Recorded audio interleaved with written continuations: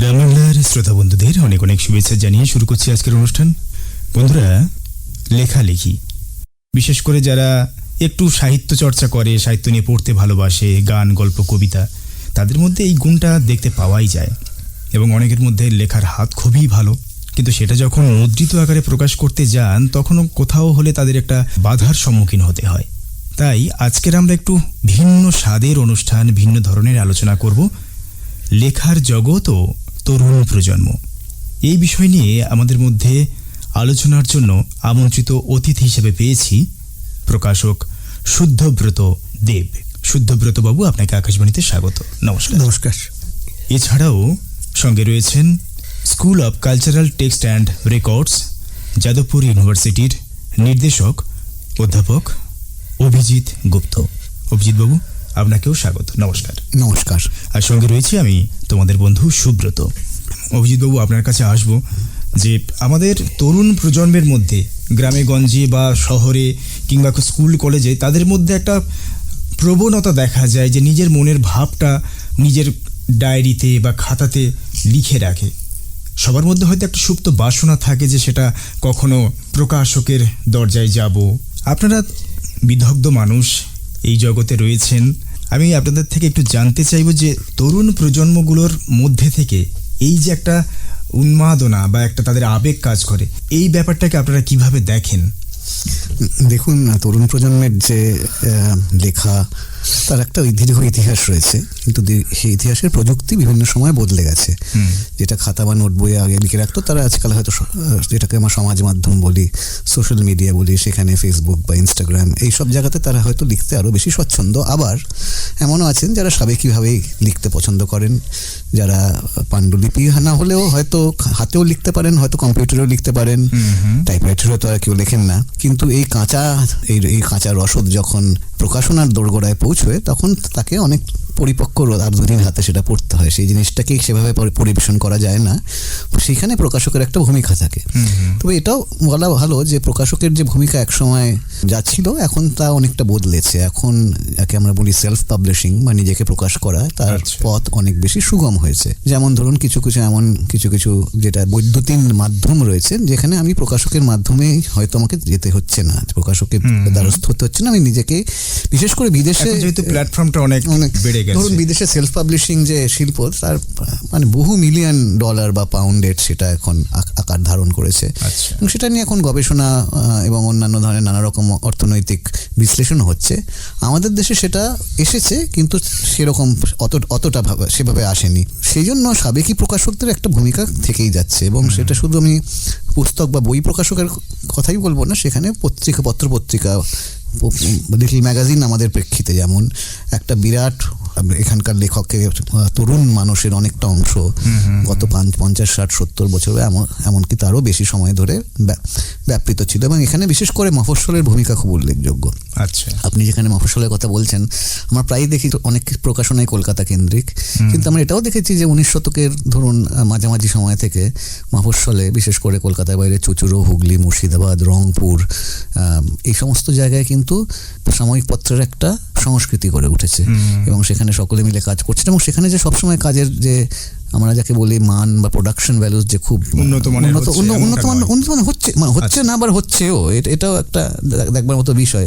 ফলে আমরা যখন এই 20 শতকে এসে বা এখন 21 শতকে এই বঙ্গমুদ্রণ এবং প্রকাশন সংস্কৃতির কথা ভাবছি, তখন কলকাতা অবশ্যই একটি প্রধান ভরকেন্দ্র এটির, কিন্তু তার সাথে মফস্বলেও কিন্তু এটার প্রচার এবং প্রসার আমাদের ওই চোখে এড়িয়ে গেলে চলবে না। সেটা আমার মনে হয় প্রথমেই বলে রাখা বলে যে সবকিছুর জন্য আমাদের কলকাতায় আসতে হবে এমনটি কিন্তু নয়। দ্বিতীয়ত, যেহেতু বৈদ্যুতিন মাধ্যম রয়েছে, সেখানেও আমাকে কিন্তু একবার সহজে পাঠকের কাছে পৌঁছানোর একটা রাস্তা খুলে সেখানে যাচ্ছে আমার কাছে। এবারে এটা তো একটা দিকের কথা বললেন আপনি।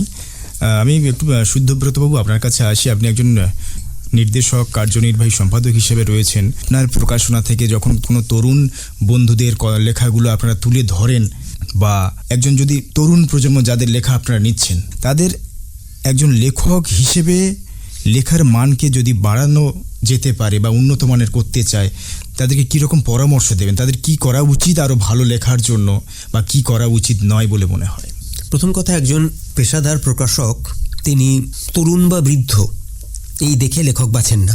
লেখক বাছেন লেখা দেখে। অসম্ভব তরুণ কোনো লেখক চমকে দেওয়ার মতো লেখা লিখেছেন, এটা যেমন দেখা গেছে, তেমনি গত 40 বছর ধরে লিখছেন, তার একটি লেখা নতুন করে আলোড়ন জাগিয়েছে, এটাও দেখা যায়। সুতরাং আমরা তরুণ প্রজন্ম বলে আলাদা করে লেখকদের বাছি না।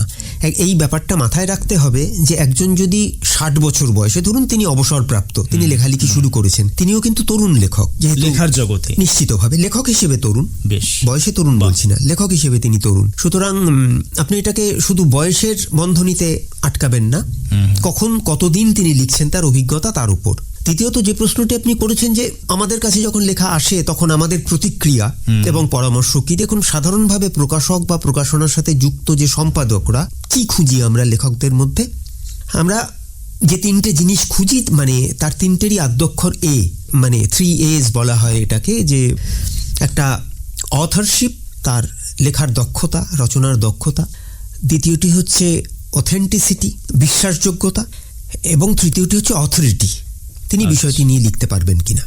এখন সাধারণত এই 3টে যাদের মধ্যে থাকে তারা গ্রেট, মানে তারা রাইটার থাকেন না, তাদের আমরা অথর বলবো। কিন্তু এই 3টে একত্রে পাওয়া খুব মুশকিলের কথা। দেখা যায় তার লেখার হাত অসম্ভব ভালো, কিন্তু যে তথ্যগুলো তিনি দিচ্ছেন সেইগুলো এত ঘেঁটে ঘুঁটে কাজ করে করা নয়, অথবা তথ্যগুলো নির্ভুল। আজকাল এই বা মানে ইন্টারনেটের কল্যাণে তথ্য বার করা এত কিছু কঠিন কাজ নয়। এইবার দেখুন তার একটি বই খুব জনপ্রিয় হয়েছে, ধরুন ফুটবলের উপর।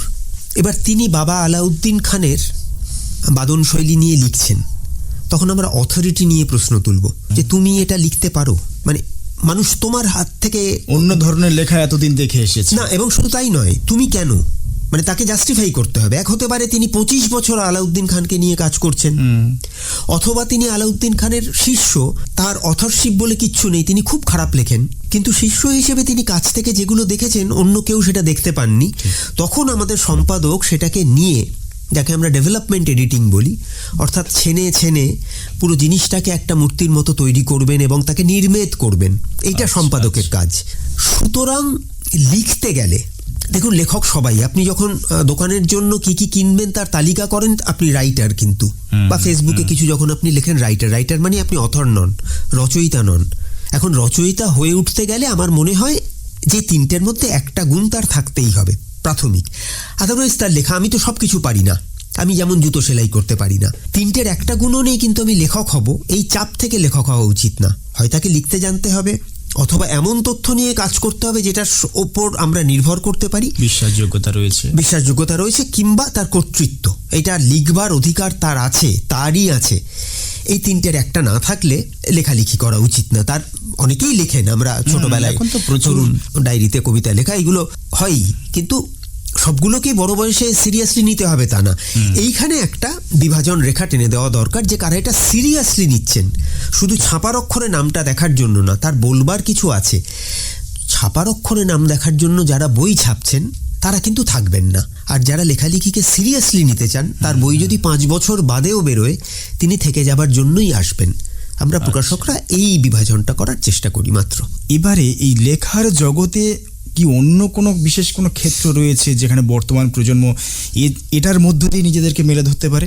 অভিজিৎ বাবু যদি একটু বলেন।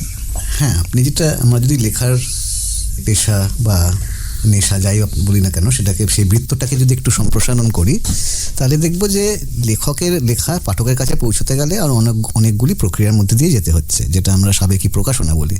এবং এখানে কিন্তু এই, আমি যদি লেখাটাকে বাড়িয়ে বই বলি, বইয়ের জগতের সঙ্গে কিন্তু শুধু যে লেখক যুক্ত তা নন, লেখক নিশ্চয়ই একটি গুরুত্বপূর্ণ সেখানে অংশ, কিন্তু তার সাথে যারা আছেন সম্পাদক, প্রকাশক, মুদ্রাকর, চিত্রকর, বাধাই কর্মী, ব্লক নির্মাতা, যিনি বই বিক্রি করছেন, যিনি দোকান দিচ্ছেন, যিনি বই সমালোচনা করছেন, এমনকি যিনি কিলো দরে পুরনো বই কিনছেন, বা যিনি বই, এরা, বা লাইব্রেরি বা গ্রন্থাগার বা গ্রন্থাগারিক, এগুলোই কিন্তু বইয়ের ইতিহাস বা বইয়ের একটি পুরো তার যে জীবন লাইফ সাইকেল, তার মধ্যে তারাও সকলের অংশীদার।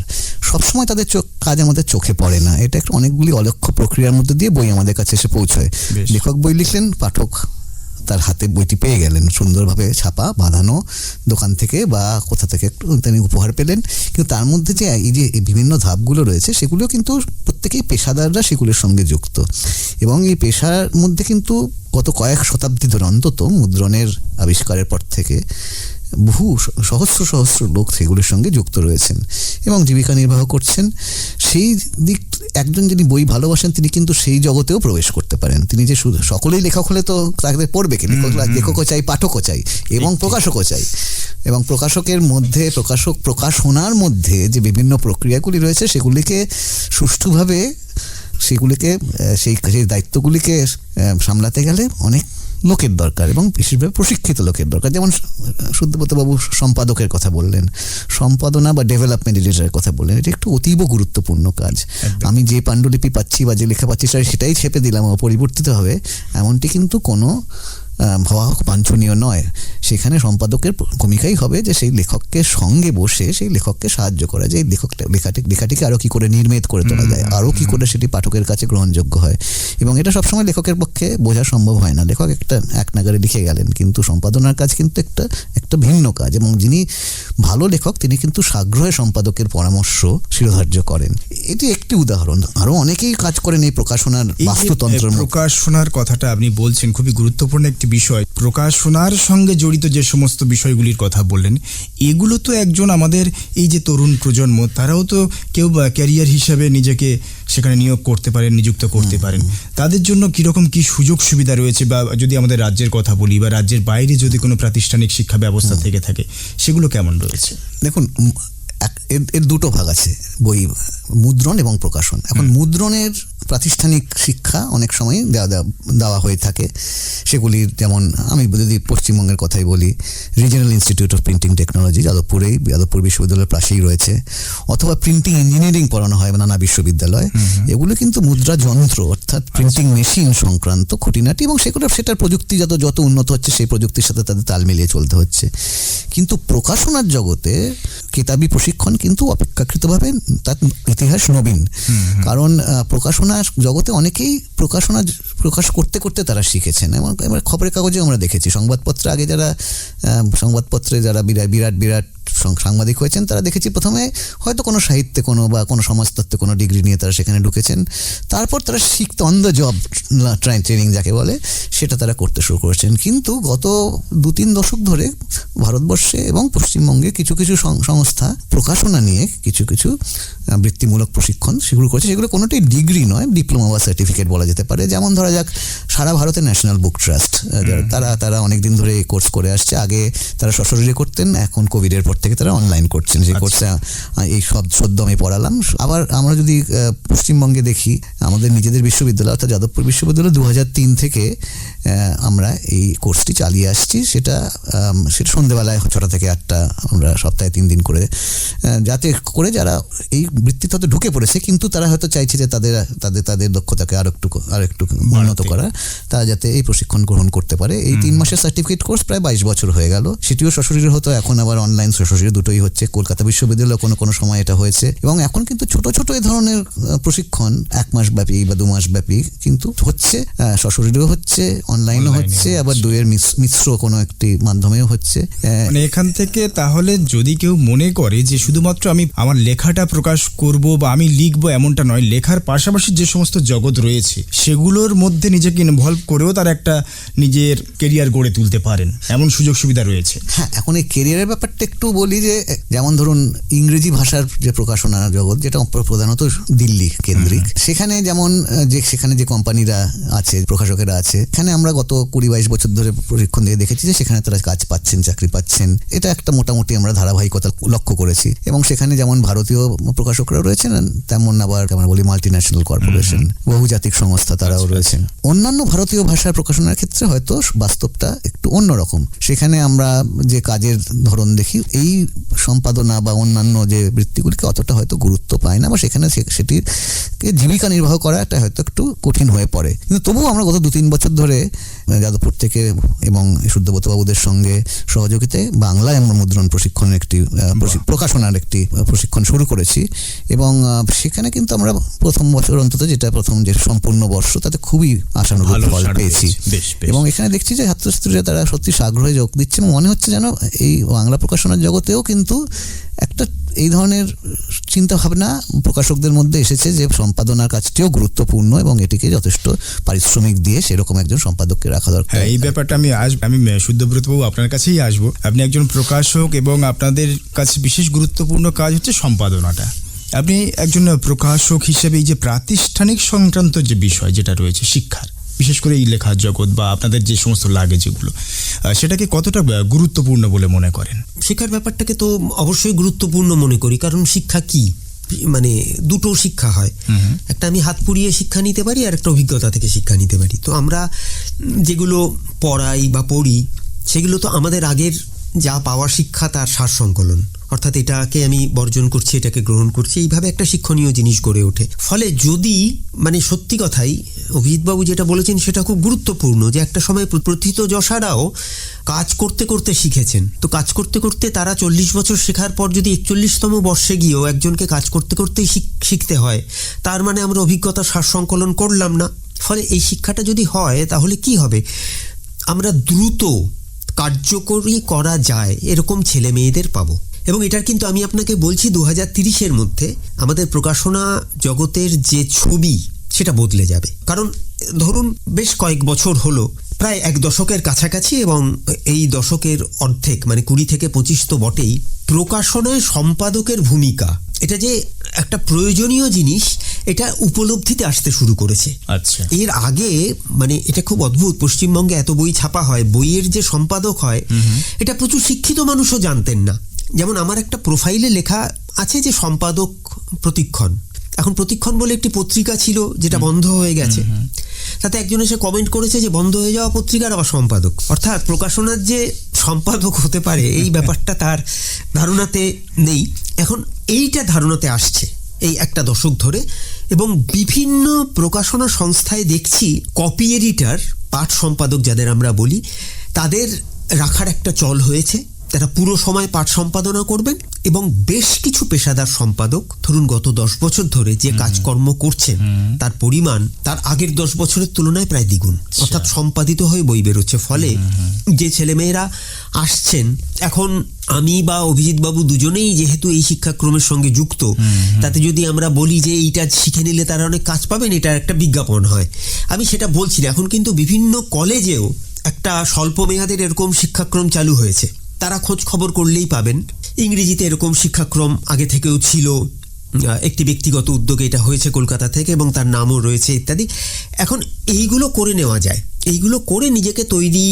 এবং এখন তো বোধহয় এর একটা বেশ বাজারও রয়েছে, বিভিন্ন জায়গায় দেখা যায় যে স্ক্রিপ্ট রাইটার, কন্টেন্ট রাইটার প্রয়োজন পড়ে বিভিন্ন প্রকাশনী সংস্থায় বা বিভিন্ন কোম্পানি হতে পারে বা বিভিন্ন চ্যানেলে হতে পারে, সেখানেও তো একটা কাজের সুযোগও দেখা দিতে পারে এই সমস্ত। মানে আপনি যদি বড় পরিসরে বলেন তাহলে ঠিক আছে, কিন্তু মানে বই প্রকাশনার ব্যাপারটা একেবারেই আলাদা খেলার জগৎ। আচ্ছা, মানে কন্টেন্ট রাইটিং, স্ক্রিপ্ট রাইটিং, এটা কোন মাধ্যমের জন্য লেখা হচ্ছে তার উপর কিন্তু একজন সম্পাদকের কুশলতা নির্ভর করে।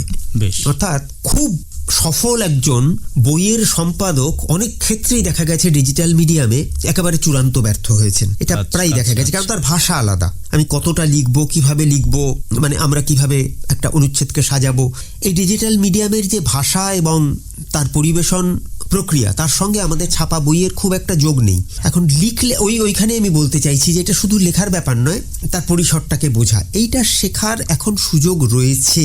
এবং ওই ইন্টারনেটের সুবাদেই প্রচুর বইপত্র এখন মানুষের অধিগম্য। তরুণ প্রজন্ম যাদের জন্য আমরা এই আজকের অনুষ্ঠান করছি, তারা কিন্তু খোঁজ খবর করলেই সম্পাদনার ওপর, এমনকি বাংলা ভাষাতেও একাধিক বই পেয়ে যাবেন।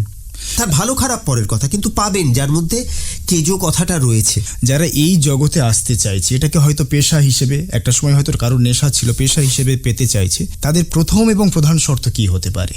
একদম প্রথম শর্ত হচ্ছে তাকে প্রচুর পড়তে হবে। তো এবং শেষ শর্তও তাই, তার কারণ না পড়লে ভালো এবং খারাপ এইটার মধ্যে কোনো ফারাক সে করতে পারবে না। মানে আমি আপনাকে সিম্পলি বলি যে এই যে ধরুন বলা হয় যে আপনি খুব ভালো বানান জানতে হবে তাহলে প্রুফ রিডিং করা যায়, ভালো প্রুফ রিডার হওয়া বানান জানার উপর নির্ভর করে না, ভাষা জানার উপর নির্ভর করে। আচ্ছা। ভাষা ভালো জানতে গেলে আপনাকে সাহিত্য পড়তে হবে। খুব পরিষ্কার যে বিষয় আমি ধরুন বললাম যে ইস্পাত শিল্প এবং মৃৎশিল্প, মানে খুব একটা প্র্যাকটিক্যাল উদাহরণ দিই। বেশ। এখন এই দুটোর মধ্যে ফাঁক হবে কি হবে না?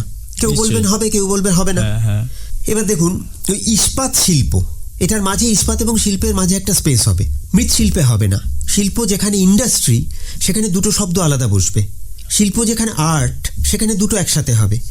এইটা তো এবার যদি আমি মৃৎশিল্প বিষয় শিল্প আলাদা লিখি, একসাথে লিখি, বানান ভুল তো নয় কোনোটাই। এটা তো আপনার চোখে বানান হিসেবে পড়ছে না, এটা ভাষার ওপর দখল হিসেবে পড়ছে। এইটা দুলে দুলে কিছু পড়ে আমি সারা রাত ধরে এটাকে আয়ত্ত করা যায় না, প্রচুর পড়তে হবে। ভালো সম্পাদক কে? যিনি অসম্ভব ভালো পাঠক। এই পড়া ছাড়া কোনো উপায় নেই। পড়তে পড়তে ভালো খারাপের মধ্যে, যাকে কেতাবি ভাষায় লাইন অফ মানে আমি একটা ডিস্টিংশন বলে, যে আমি মানে একটা বিভেদ রেখা টানতে পারছি, কোনটা ভালো কোনটা খারাপ। এটা প্রচুর না পড়লে হয় না। এবং এখন একেবারে চূড়ান্ত মফস্বলে, যেখানে বইয়ের দোকান অবধি নেই, সেখানেও কিন্তু বই অন্য ফরম্যাটে পাওয়া সম্ভব। ফলে কেউ যদি করতে চান, দেখুন, আপনাকে যদি জুতো সেলাই করতে হয়, জুতো সেলাইটা ভীষণ ভালোভাবে শিখতে হবে। তার সুতলার সঙ্গে জুতোটা ঠিকভাবে আটবে এবং আমি এমনভাবে পেরেক গাঁথবো যেটা আমাকে খোঁচা মেরে গ্যাংগ্রিন করে দেবেন, এটা আমাকে জানতে হবে। এটা আমি পুরুষানুক্রমে, মানে আমার বাবা জানতেন, দাদু জানতেন, এইভাবে জানতে পারি, অথবা আমাকে খুব ভালো করে শিখতে হবে। বইয়ের পেশায় বাবা জানতেন, দাদু জানতেনটা তুলনায় কম হয়। ফলে তাকে নিজের চেষ্টায় জানতে হবে, প্রচুর পড়তে হবে, প্রচুর পড়তে হবে। এই জগতে যে সমস্ত তরুণ বন্ধুরা তোমরা যারা আসতে চাইছো, কেমন কি হওয়া দরকার, কেমনভাবে তোমরা এগিয়ে এলে, এবং সবচাইতে আরও খুবই গুরুত্বপূর্ণ যে পরামর্শ দিলেন, এখন শেখার জগতের জন্য অনেক রকম মাধ্যম রয়েছে। বিশেষ করে আমাদের যাদবপুর ইউনিভার্সিটি তো রয়েইছে, সেই সঙ্গে আরও ব্যক্তিগত উদ্যোগে নানান প্রতিষ্ঠান রয়েছে, সেখানেও তোমরা যোগাযোগ করে নিজেকে আরও যদি একটু তৈরি করা যায়, পরিপক্ক করা যায় লেখার দিক থেকে, তাহলে শুধুমাত্র লেখা নয়, লেখার জগতের সঙ্গে জড়িয়ে যে সমস্ত কর্মকাণ্ড রয়েছে, যেগুলো অভিজিৎ স্যার বলছিলেন, সেগুলোতেও যদি তোমরা কেউ আসতে চাও, এইভাবেই এগোলে আশা করি একটা ভালো দিগন্ত খুলে যেতে পারে। আমাদের সময় প্রায় শেষ। আমরা আজকের আলোচনা করছিলাম লেখার জগৎ এবং তরুণ প্রজন্ম, তারা কিভাবে লেখার জগৎটাকে নিচ্ছে, কিভাবে নেবে এবং ভবিষ্যতের পথ দেখাবে, দেখতে চলেছে, সেই নিয়ে এতক্ষণ আমাদের মধ্যে খুব সুন্দরভাবে পুঙ্খানুপুঙ্খভাবে বুঝিয়ে বললেন school of cultural text and records, Jadavpur বিশ্ববিদ্যালয়ের নির্দেশক অধ্যাপক অভিজিৎ গুপ্ত, এবং সঙ্গে ছিলেন প্রতিক্ষণ প্রকাশনার মুখ্য নির্বাহী সম্পাদক প্রকাশক শুদ্ধব্রত দেব। আপনাদের দুজনকে অসংখ্য ধন্যবাদ স্যার। আমাদের হয়তো সময়টা একটু সীমিত, কিন্তু অনেক কিছু জানার ছিল, কিন্তু সময়ের মধ্যে শেষ করতে হবে বলে আমাদের এখানেই শেষ করতে হচ্ছে। আজকের মতো আপনাদেরকে নমস্কার জানাই। ধন্যবাদ আপনাকেও আমাদের এখানে ডেকে আনার জন্য। নমস্কার। আর এতক্ষণ আপনাদের সঙ্গে ছিলাম আপনাদের বন্ধু সুব্রত চক্রবর্তী। আজ এই পর্যন্ত, নমস্কার।